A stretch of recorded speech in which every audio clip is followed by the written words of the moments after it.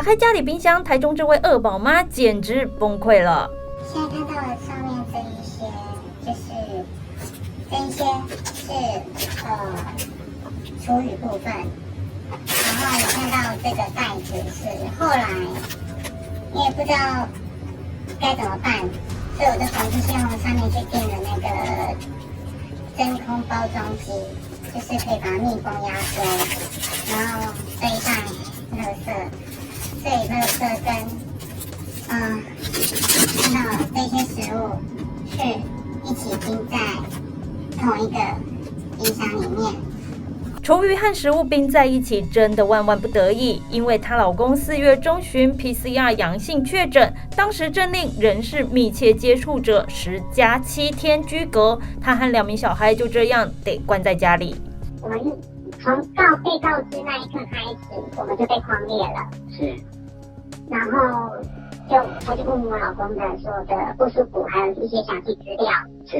然后等到礼拜2的时候，才有人派那个救护车来把他送去防疫旅馆。而宝妈表示，当时先生被送到集中检疫所后，她和2个孩子宛如被抛弃般，等不到政府任何通知或是协助。学校方面就是要我的 PCR 的检验，但是没有人来，没有人带我们去，我们也没有办法去做筛检。打不通，那你打去就是人员根本就是不知道状况外，打不通，不然就是状况外，转来转去，好不容易打通了就转来转去这样子。二宝妈表示，打了1922、台中市卫生所等等所有电话都没有任何回应，甚至孩子的学校也不知道该怎么办。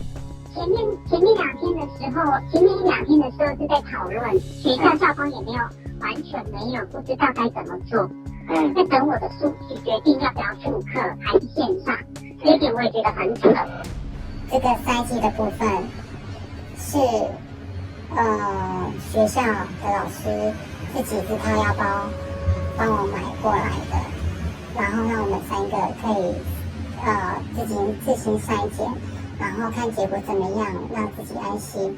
因为我们始终等不到政府相关单位来帮我们做检验。孩子的就学问题、快筛问题都无法获得解决，二宝妈只好到市长卢秀燕脸书求助。这几天承受压力太大，来自压力太大的压力，那是真的压力太大。我真的心绞痛到我没有办法呼吸。是，我真的好不容易打到卢市长的那个办公室，就是好不容易接通，就派那个防疫计程车来带我去临时医院。然后我有做 PCR 筛检，是呈现阴性，就是好险啊。对。不过让他更崩溃的还有垃圾问题。